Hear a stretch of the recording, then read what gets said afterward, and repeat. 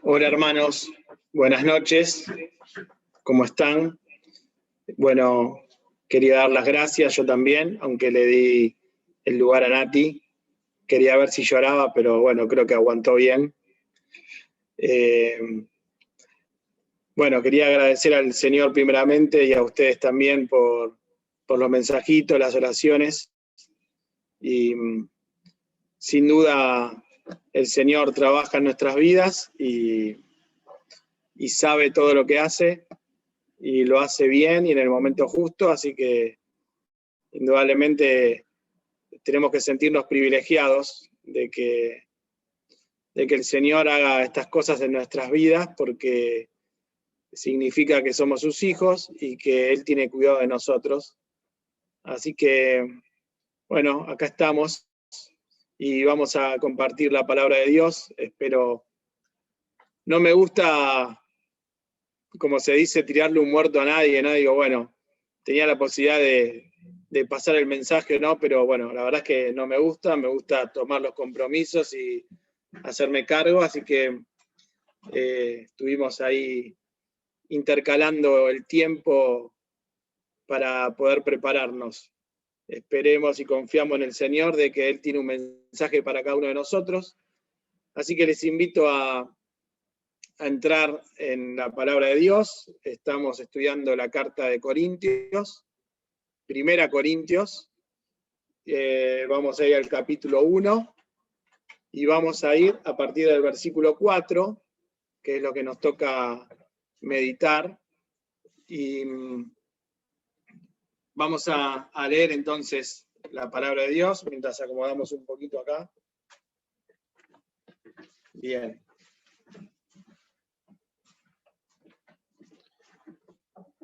Vamos a leer del versículo 1 para no perder el contexto y vamos a ir hasta el versículo 17. Dice: Pablo, llamado a ser apóstol de Jesucristo por la voluntad de Dios, y el hermano Sóstenes, a la iglesia de Dios que está en Corinto, a los santificados en Cristo Jesús, llamados a ser santos con todos los que en cualquier lugar invocan el nombre de nuestro Señor Jesucristo, Señor de ellos y nuestro.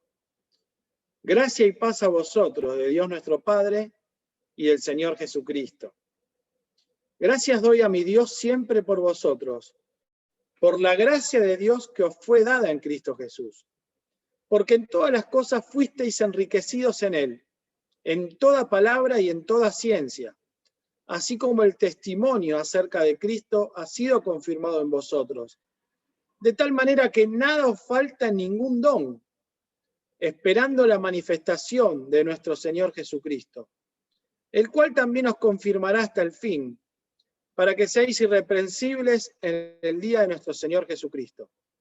Fiel es Dios, por el cual fuisteis llamados a la comunión con su Hijo Jesucristo nuestro Señor. Os ruego pues, hermanos, por el nombre de nuestro Señor Jesucristo, que habléis todos una misma cosa y que no haya entre vosotros divisiones, sino que estéis perfectamente unidos en una misma mente y en un mismo parecer. Porque he sido informado acerca de vosotros, hermanos míos, por los de Cloé, que hay entre vosotros contiendas. Quiero decir que cada uno de vosotros dice: yo soy de Pablo, y yo de Apolos, y yo de Cefas, y yo de Cristo. ¿Acaso está dividido Cristo? ¿Fue crucificado Pablo por vosotros? ¿O fuisteis bautizados en el nombre de Pablo?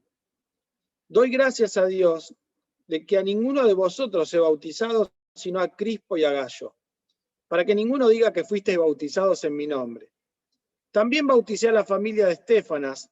De los demás, no sé si he bautizado a algún otro, pues no me envió Cristo a bautizar, sino a predicar el Evangelio, no con sabiduría de palabras, para que no se haga vana la cruz de Cristo. Hasta aquí nomás, por ahora, en la meditación de la palabra, en la lectura de la palabra de Dios. ¿Qué es lo bueno de estudiar esta carta? Obviamente que es bueno estudiar toda la palabra de Dios. Toda la escritura es inspirada por Dios y es útil. Pero, ¿qué es lo que podríamos decir particularmente de esta carta? Que cuando los vemos a ellos, nos vemos a nosotros. Algunos podrán decir que no, que nunca hemos llegado a niveles tan bajos espiritualmente hablando, pero no nos engañemos. Nosotros no somos mejores que los corintios.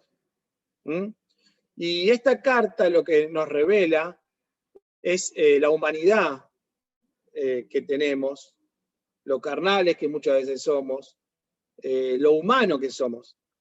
Y gracias a Dios por los corintios, porque si no nos miraríamos a nosotros mismos y no encontráramos en la Biblia algo parecido, diríamos, bueno, indudablemente no tenemos cura. Pero cuando miramos a los corintios podemos ver que es una carta práctica, llena de problemas, llena de humanidades, llena de cosas que nos pasan a cada uno todos los días y que cosas que vivimos como iglesia. El apóstol Pablo acá hace frente a los problemas que se manifestaron en la congregación.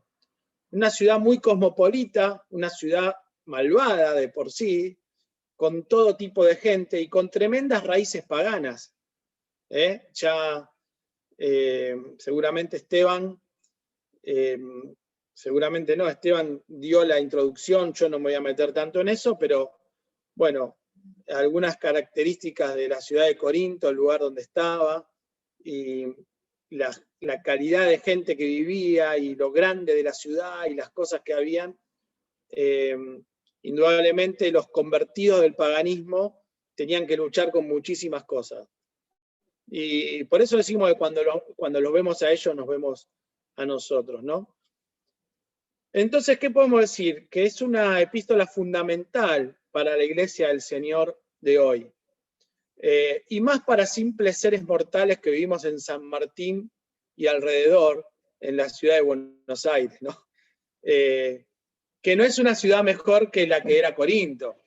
También es una ciudad grande, es una ciudad cosmopolita, es una ciudad donde se ve de todo, en Capital, en Gran Buenos Aires más.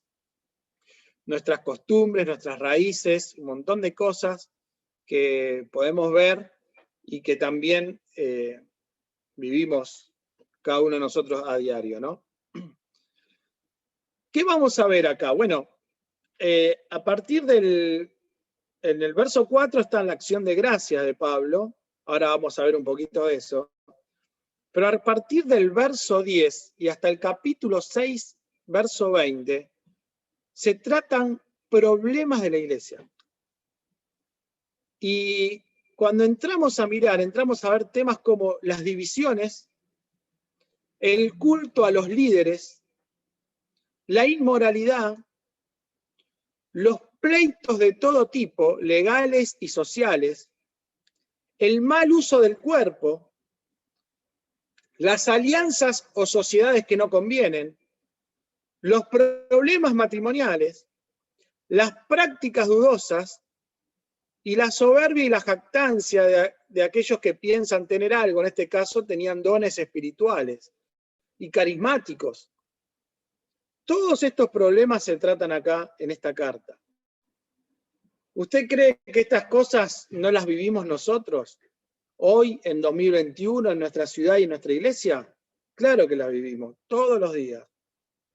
Así que decíamos que dejando la introducción de lado, porque ya la dio Esteban Pagliari, entraremos a meditar directamente a partir del verso 4. Y dice, gracias doy a mi Dios siempre por vosotros, por la gracia de Dios que os fue dada en Cristo Jesús. Como ya estudiamos y vemos a lo largo de las cartas del apóstol Pablo, una característica que se ve en él es que siempre tiene algo para agradecer. Es ya conocido esto en la personalidad del apóstol Pablo. Siempre Pablo tenía cosas para agradecer y sobre todo tenía cosas para exaltar a los demás. A pesar de que cuando tenía que corregir las cosas, o como decimos en lo criollo, ponerle cascabel al gato, él lo hacía, pero él era agradecido por los corintios. Y uno puede decir, pero Pablo, los corintios son un dolor de cabeza. Sin embargo, él era agradecido por ellos. Ahora, a mí me hizo pensar en algo que era como el primer concepto que quiero vertir. que Pablo era agradecido por los corintios, decía, y pensaba yo, y decía, bueno, hermanos, ¿ustedes saben algo que podemos reflexionar?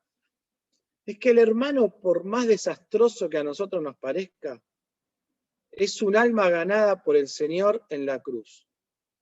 Es parte del cuerpo de Cristo y es parte de la iglesia santa y sin mancha que él mismo se propuso presentarse a sí mismo, ¿no? Que él mismo propuso redimir con su sangre. Así que lo primero que tenemos que hacer es no menospreciarlo. A veces hay hermanos complicados que la luchan, que vienen con unas raíces paganas, podríamos decir, con situaciones no resueltas, con una mochila tremendamente pesada en sus espaldas de cosas que vivieron antes de llegar al Señor. Y le cuesta, se tropieza una, dos veces, parece que no entiende. Incluso hasta pueden tener problemas de discernimiento en cuanto a lo mental, porque por ahí las cosas las tienen que leer 2 o 3 veces. Esto es muy común.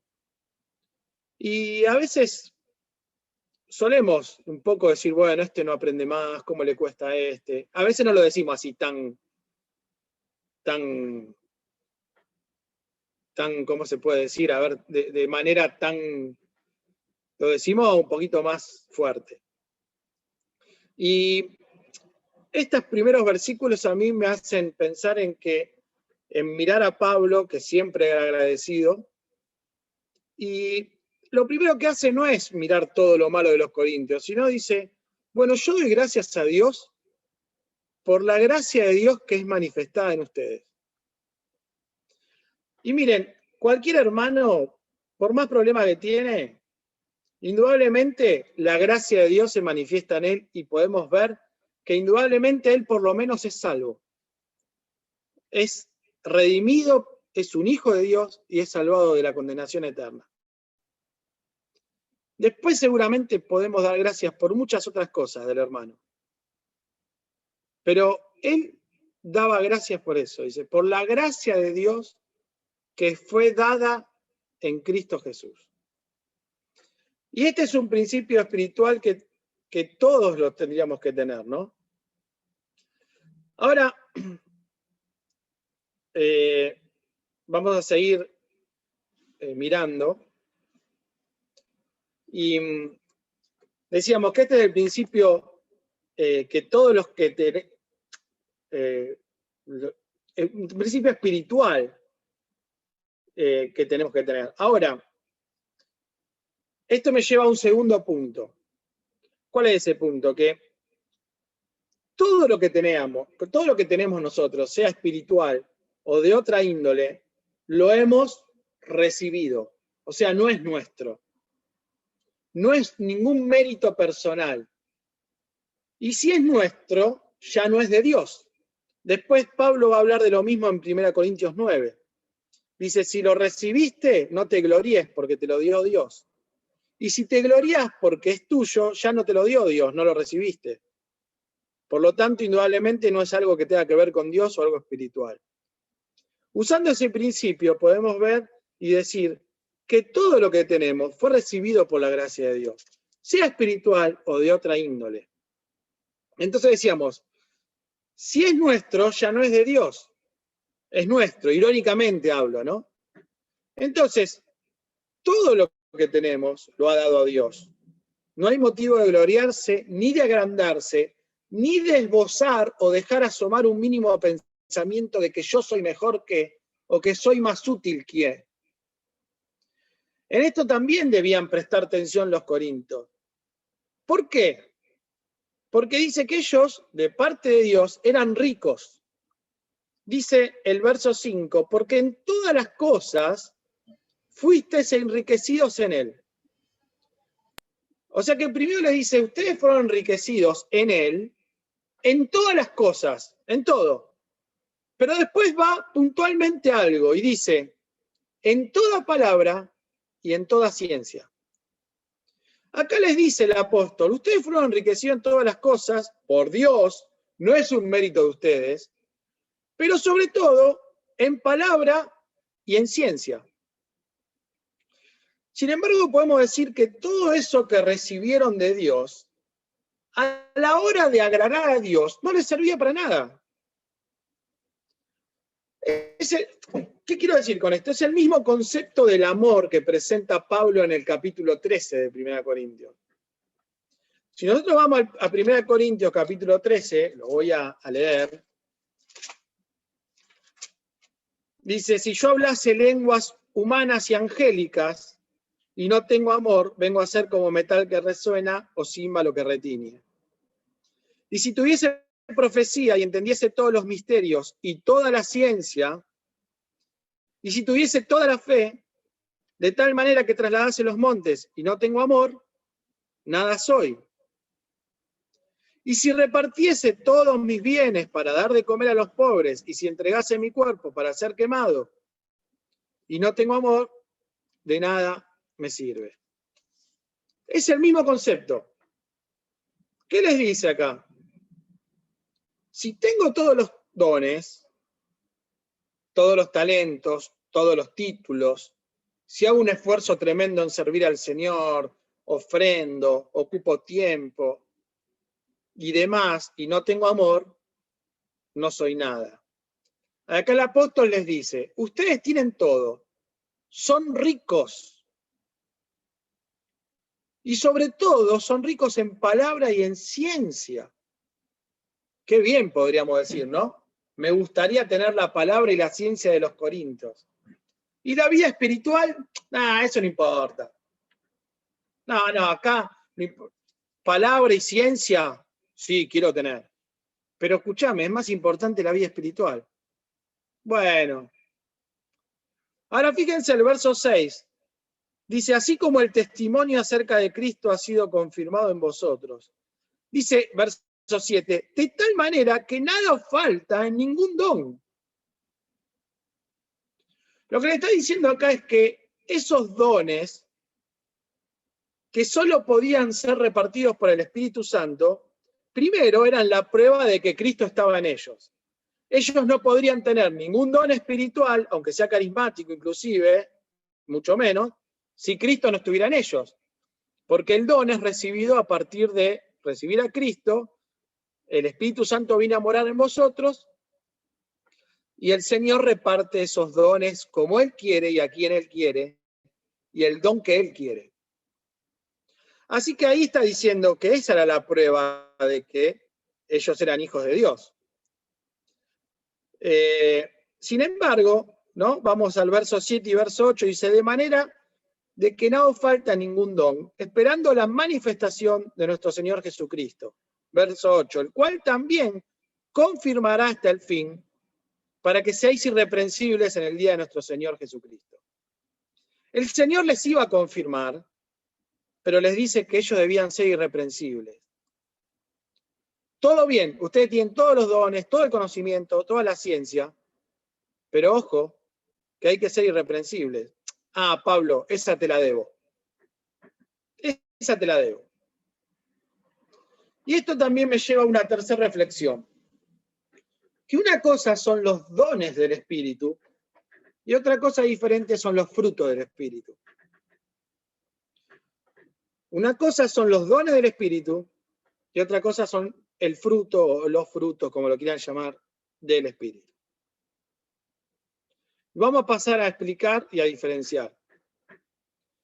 Uno lo dio el Señor, lo repartió, lo regaló, luego de su victoria en la cruz y a través de su resurrección. Esto nosotros lo vamos a encontrar bien claro, y acompáñenme en Efesios capítulo 4. Cuando nosotros vamos a Efesios capítulo 4, a partir del verso 7, dice, pero a cada uno de nosotros fue dada la gracia conforme a la medida del don de Cristo.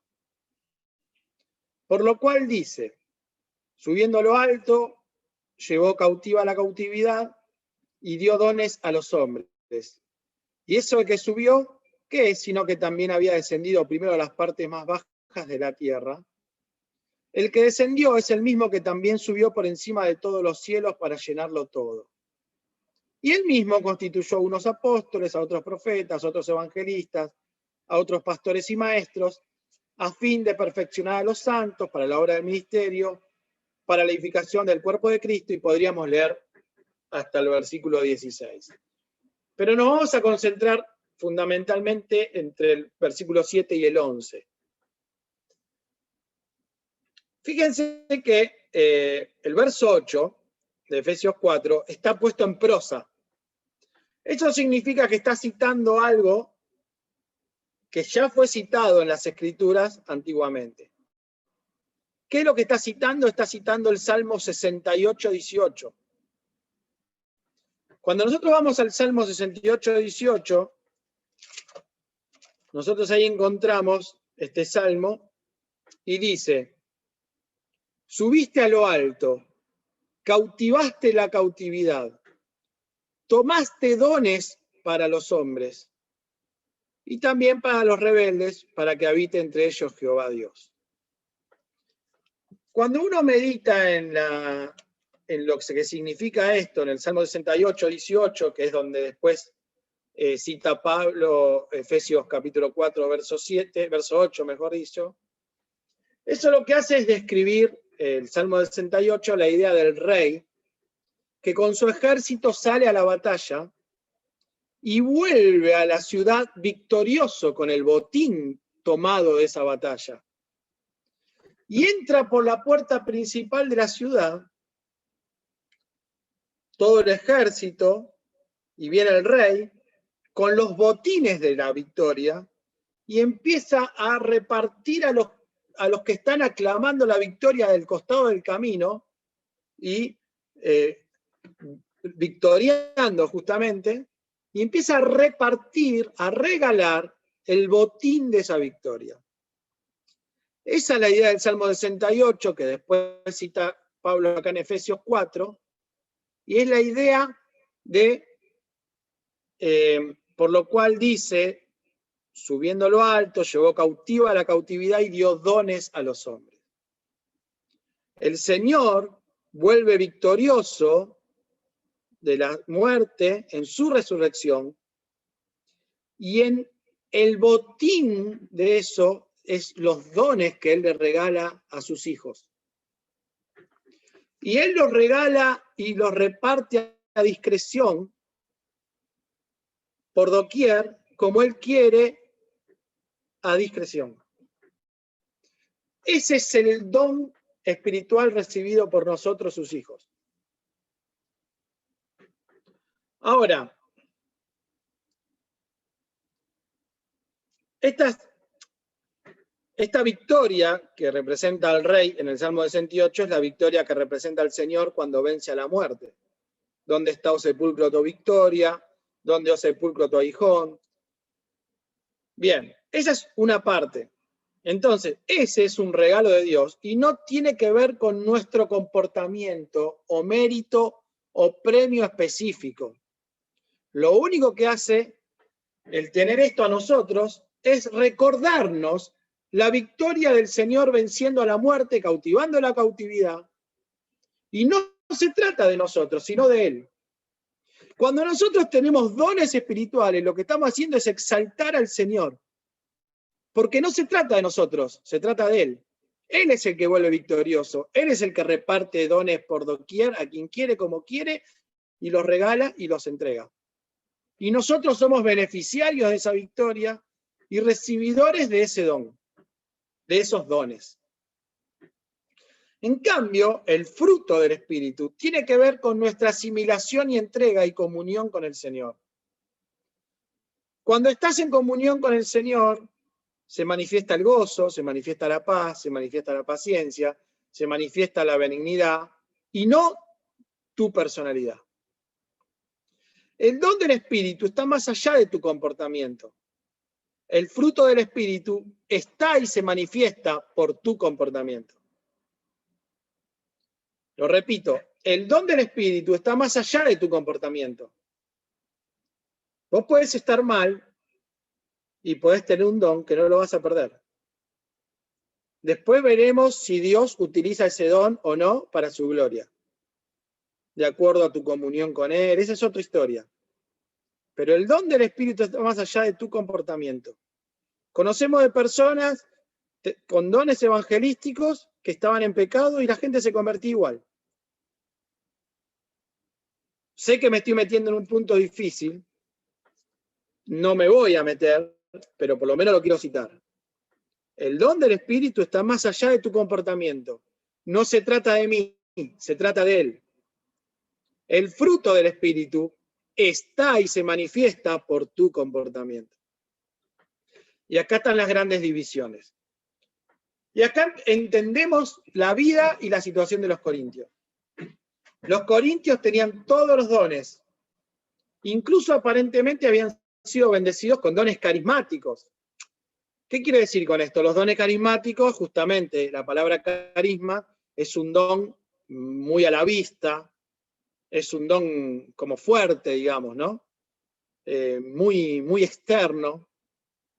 Ellos habían sido bendecidos con dones carismáticos, dones de lenguas, todo tipo de dones, dice acá el pasaje que estamos leyendo. Sobre todo de ciencia, decíamos, y conocimiento. Bien.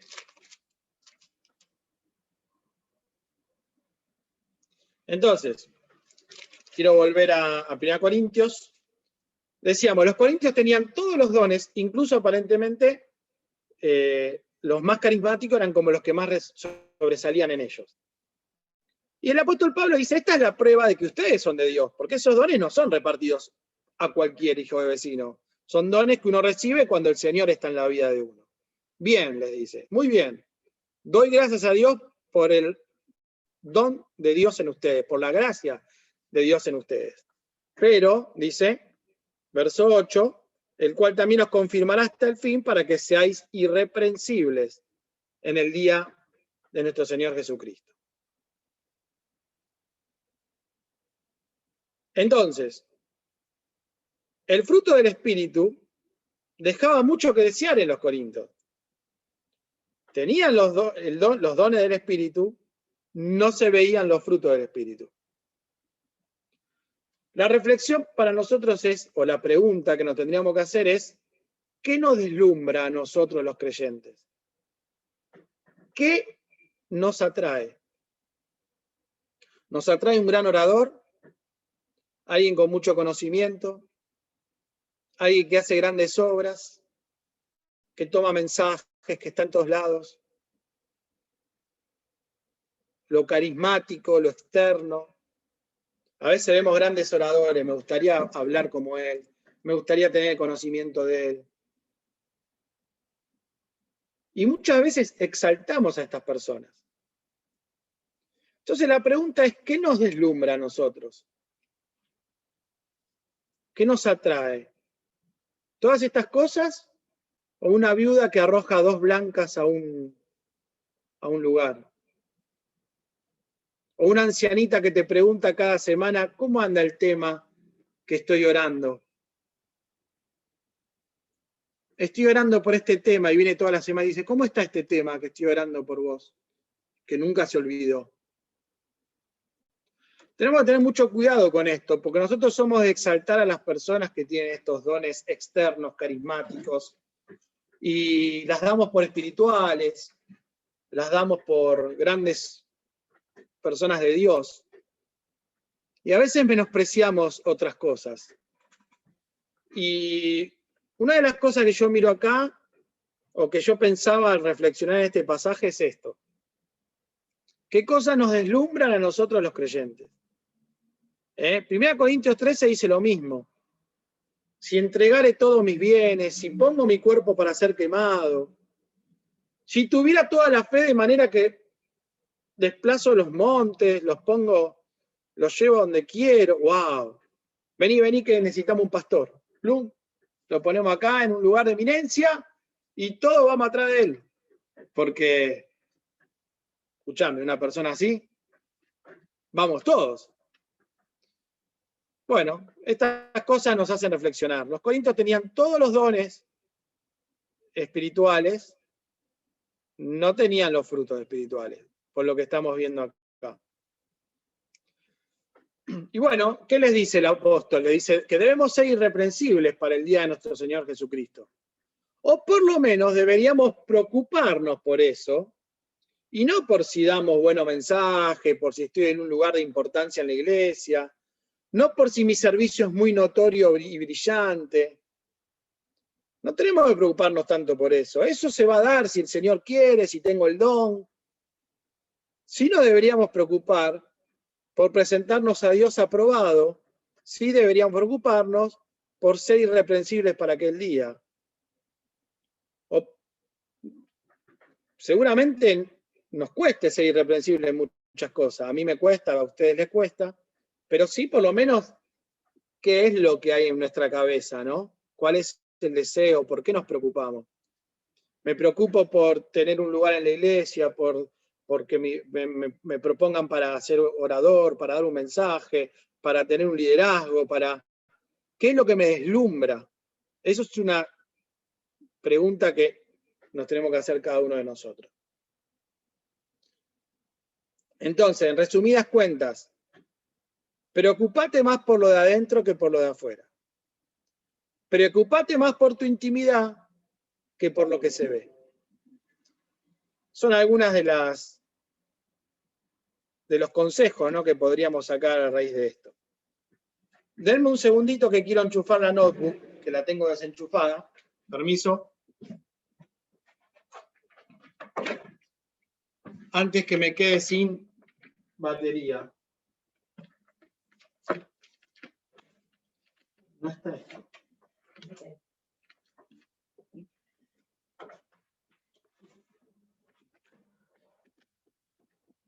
Bueno, esperemos que no se corte. Bien, vamos a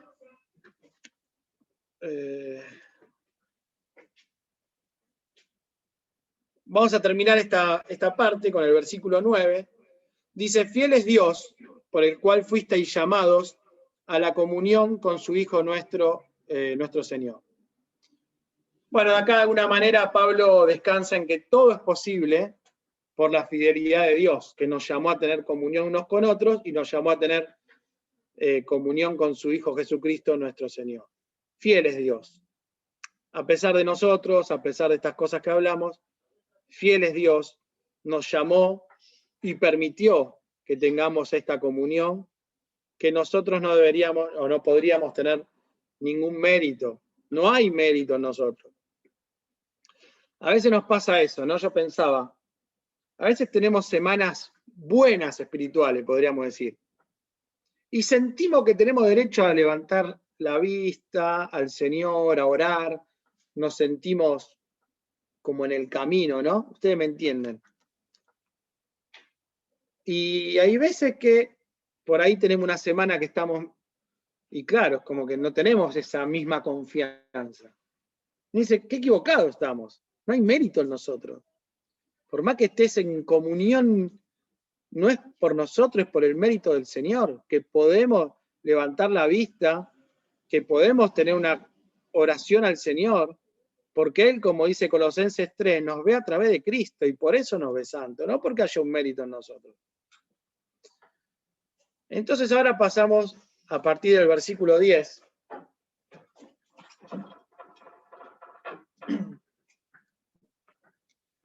Y vamos a la segunda parte. Dice, os ruego pues, hermanos, por el nombre de nuestro Señor Jesucristo, que habléis todos una misma cosa, y que no haya entre vosotros divisiones.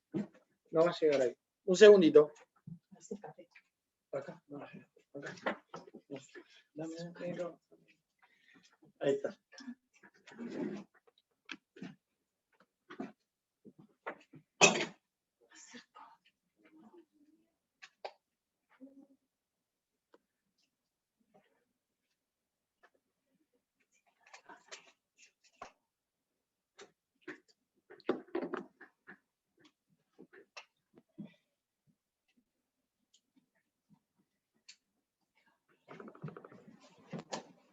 Estamos, ahora sí.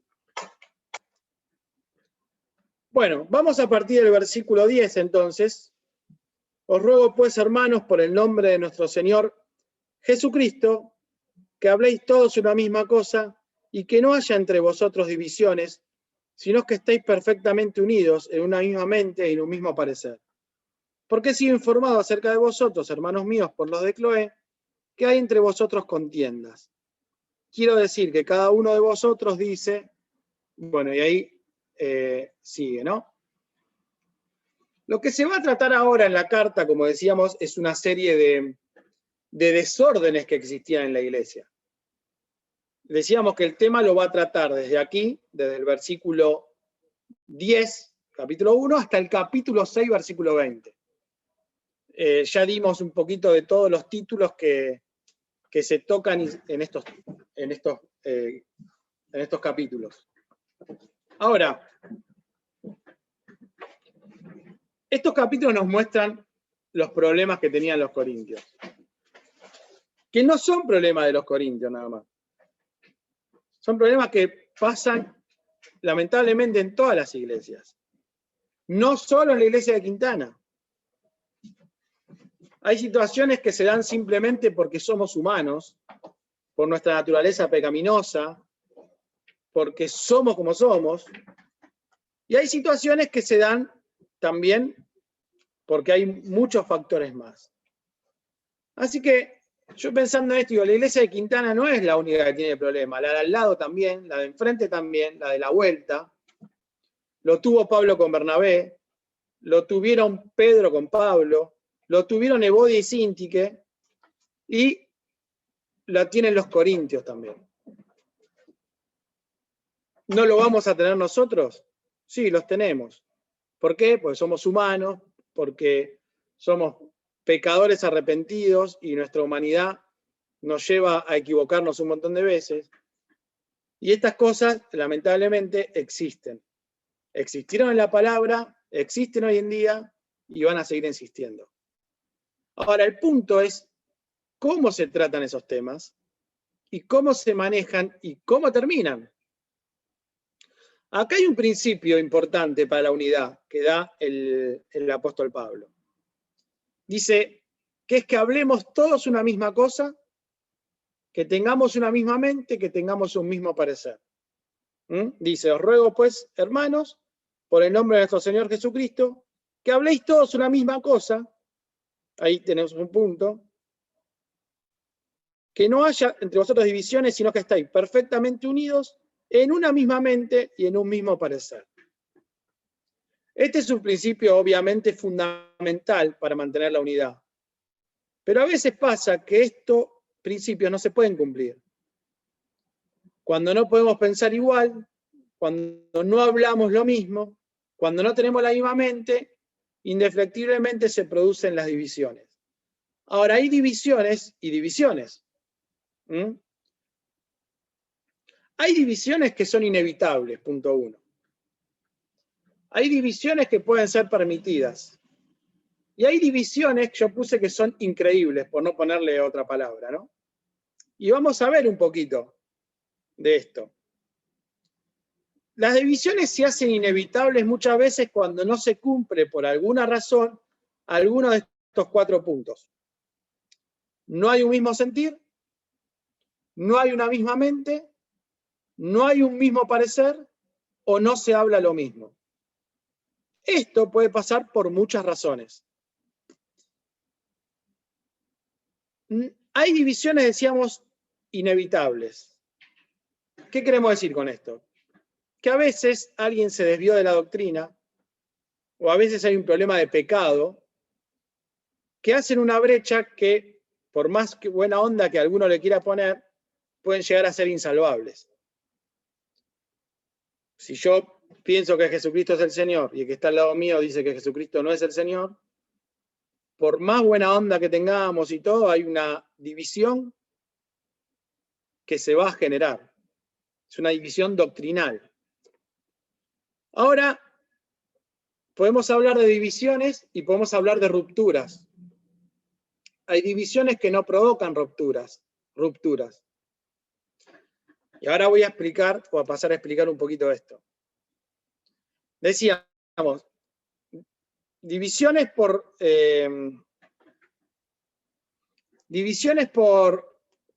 problemas de doctrina, problemas de pecado, o por distintas cosas. Así todo, esas divisiones deberían producirse solo bajo cosas muy importantes y que sean columna de doctrinas fundamentales. No son justificables para mí, pero es un pensamiento personal, si usamos o no la mantilla. ¿Por qué? Porque hay algunas iglesias nuestras que no usan la mantilla. O si tenemos la cena cada un mes o todos los domingos. Probablemente se haga una división natural porque yo voy a querer compartir con aquellos que ven las cosas como yo las veo. Y eso va a crear una división. Ahora, no siempre que vemos división tenemos que ver ruptura. Podemos dividir formas de pensar, no pensar igual. No significa que haya ruptura, quebranto, ruptura de congregación, división en la práctica que nos lleva a...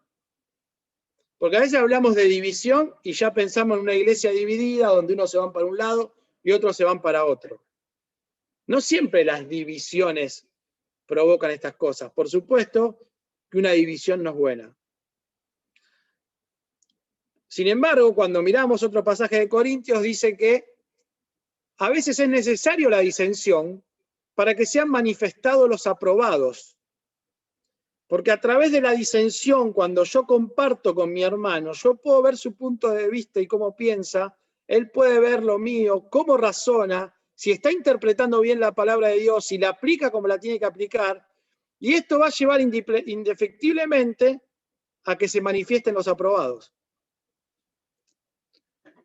Entonces, hay divisiones que son inevitables por temas doctrinales, como decíamos, y por cosas doctrinas fundamentales de la iglesia, y eso seguramente pueda llevar a una ruptura. Hay divisiones permitidas, el punto 2, hay divisiones permitidas. ¿Cuáles son estas? Bueno, decíamos recién, algunas disensiones para que se manifiesten los aprobados, pero puede haber divisiones permitidas por objetivos diferentes. Ahora, el tema es que a pesar de esto, la división no debe ser fraternal. Yo no debería tener un tema personal con el hermano si vemos la obra diferente. Podemos estar divididos en formas de ver las cosas, pero no divididos en la comunión fraternal y en seguir los mandamientos del Señor en cuanto a mi deber para con mi hermano. Pero podemos estar divididos en formas de pensar. Esto pasa, esto en la práctica es así. Quizás los objetivos y las formas de ver la obra son diferentes. Muchas veces se puede seguir adelante así, pero muchas veces se pueden tomar caminos diferentes, sin dañar lo fraternal y lo humano. Esto ha pasado miles de veces a lo largo de toda la historia de la Iglesia del Señor, y seguirá pasando. El punto 3 que decíamos que hay divisiones que son increíbles. ¿En cuanto a qué? En cuanto a que hay divisiones que son por caprichos, por personalidades, por egoísmos. Se hacen tan notorios y personales que terminan mal. Decimos divisiones increíbles, decíamos para no ponerle otro nombre, ¿no? Pero sí son divisiones que a veces no se pueden creer. Personalismos, formas, celos, etc. Pueden hacer división entre hermanos. Y a veces estas divisiones suelen ser más difíciles de tratar o de solucionar que las otras. Por ejemplo, la división de Pablo con Bernabé fue una división de objetivos, de visión, de cómo ver la obra. La división de Bodi y Sintique fue una división de pensamientos diferentes, dice que sean de un mismo sentir. Tenía que ver con métodos de obrar. La división creada por Pablo y Pedro fue mitad doctrinal y mitad de conducta, porque Pablo lo recriminó a Pedro en cuanto a su actitud para con los gentiles y con los judíos. Ahora, la división que vemos aquí era más bien una contienda. Lo increíble, podríamos decir, de esto, que no fue generada por personas que estaban al frente de la obra, que es lo que pasa muchas veces, sino por la iglesia en sí. La iglesia tomaba partido por alguno por distintas circunstancias, por afecto, por ejemplo. Decían, pasa que a mí me bautizó Pablo, decían, ¿no? Yo soy de Pablo porque a mí me bautizó Pablo, yo lo quiero a Pablo. Yo soy de Apolos porque su elocuencia me llevó a los pies del Señor. Ahora Pablo los reprende, siendo parte ¿no? de lo que esto se gesta en el seno de la iglesia, no en el liderazgo. Quizás en las charlas que tenían cada uno en la comunión, hacían estos partidos. Yo soy de Pablo. A mí me gusta la forma de Pablo. No, yo soy de Apolos, porque la elocuencia que él tiene para predicar. No, pero yo soy de Cefas, porque viste lo que es Cefas, el primero de los apóstoles. Y algunos osaban decir, bueno, yo soy de Cristo, muchachos, ¿no? Acá no hay Pablo, Apolo ni nada, yo soy de Cristo. Ahora, Pablo, siendo parte, no era parte. ¿Por qué? Porque él dice que escucha de parte de los de Cloé que hay divisiones entre vosotros. O sea, Pablo quedaba fuera. Él no llegaba a ver esta división. Él ve esta división porque los hermanos de Cloé se la comunican. Era una división un poco absurda incluso. Entonces él le dice, los reprende y dice, ¿acaso Pablo murió por ustedes? Indudablemente muchos decían, bueno, yo fui bautizado por Pablo, por eso él tiene que hacer esa aclaración. Dice, yo bauticé a Crispo y a Gallo y creo que a la familia de Estéfana. Me parece que no bauticé a nadie más, porque no me envió Cristo a bautizar, sino a predicar. Y este era lo que se generaba en el seno de la iglesia, una división tonta, no era una división que partía a la iglesia, era una división que se hacía por afectos y por, bueno, a mí me gusta este, me gusta el otro, me gusta aquel, por esto, por aquello. Pablo lo reprende, le dice, bueno, mirá, Cristo no está dividido, Pablo no murió por ustedes, y ustedes no fueron bautizados en el nombre de Pablo. Así que esto es parte, diríamos, de las divisiones increíbles, carnales. No hay ningún argumento lógico y espiritual detrás de esto. Y para terminar, rescatando algo del versículo 11, que podríamos decir así a la pasada, ¿no? Es que acá hay un ejemplo en cuanto decimos algo de alguien en citar la fuente. Che, me enteré que vos andás diciendo esto. ¿Quién te lo dijo? Bueno, me lo dijo un hermano. No, Pablo le dice, ustedes están haciendo divisiones entre ustedes y a mí me los dijeron los de Cloé, con nombre y apellido. Eso es bueno y sano. Che, mirá, me dijeron que esto es así. ¿Sabés qué? Aquel. No, mirá, a mí no me metas en líos. No, nombre y apellido. Entonces, decíamos, para terminar, esta división se armó a escondidas de Pablo, y seguramente de Apolo y de todos. Se juntaban, decían, bueno, a mí me gusta este, a mí me gusta el otro, y llega a oídos de Pablo por los de Cloé, y Pablo tiene que salir a decirles, miren, ni Pablo murió por ustedes, esta división es absurda, no tiene sentido. En definitiva, queridos hermanos, todas las iglesias tienen problemas. En todas las iglesias puede haber divisiones. El tema es cuáles son las divisiones y si esas divisiones producen ruptura. Hay divisiones que no dividen, pero que hay que tratar y hay que saberlas llevar. Simplemente pueden ser puntos de vista, de opinión diferentes, dividen pensamientos, pero no dividen iglesias al punto de partirlas. Hay divisiones que se pueden evitar, que producen rupturas, que se deben evitar.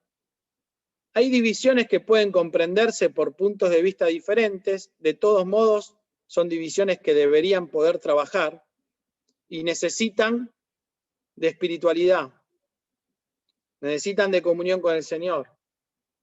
En conjunto, se pueden trabajar en conjunto estas divisiones. Hay divisiones como estas que vemos acá, que son divisiones vanas, que no conducen a nada. Y entonces, para cerrar, decimos que en todos los casos, lo que no podemos permitirnos es la división fraternal, la que afecta a la comunión, la que nos lleva a pecar. Tenemos que aprender mucho de nosotros, y yo me pongo en primer lugar, porque este es un tema muy actual en las iglesias, y nosotros no quedamos afuera, la iglesia de Quintana. Aprender a ser humildes, a veces resignar pensamientos, a veces saber callar, a veces saber dar un paso al costado, a veces saber decir las cosas en tiempo y forma y de la manera justa, a veces saber ceder. Y esto no es algo solamente de los ancianos, sino que, como acá vemos, es algo de toda la iglesia. Porque la iglesia también puede estar tomando parte y de alguna manera dividirse por cosas. La realidad es que la mayoría de estas divisiones siempre viene del liderazgo. Esa es la realidad. Pero muchas veces, como vemos acá, puede ser algo que se dé en el seno de la iglesia. Hay muchas cosas para decir, la realidad es que todos tenemos que aprender de estas cosas y ninguno de nosotros puede quedar excepto ni queda excepto de nada. Son cosas que tenemos que saber sobrellevar, son cosas que tenemos que aprender y son cosas que tenemos que tener una buena comunión con el Señor para saber cómo enfrentarlas, porque son cosas que indefectiblemente llegan. Podemos pensar diferente, es normal, tenemos personalidades diferentes, estas cosas pueden pasar, podemos ver la obra diferente, podemos ver el accionar de ciertas cosas diferentes.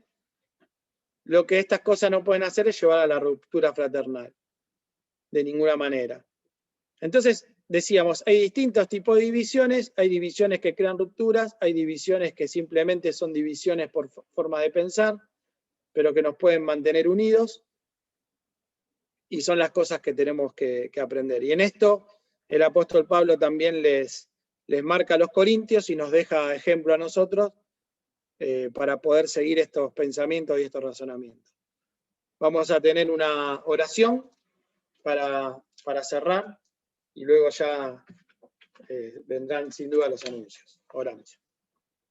Te damos gracias, Señor, por compartir tu palabra.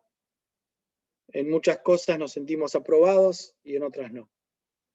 Pero tu palabra nos hace bien en poder mirar que hay situaciones que se van a dar a lo largo de la iglesia, que se vivieron y que las vemos en la Escritura y que las seguimos viviendo muchas veces. Ayúdanos, Señor, en esto, a poder ser espirituales y a poder buscar siempre el bien común y el glorificarte a ti. Te damos las gracias en el nombre del Señor Jesús. Amén.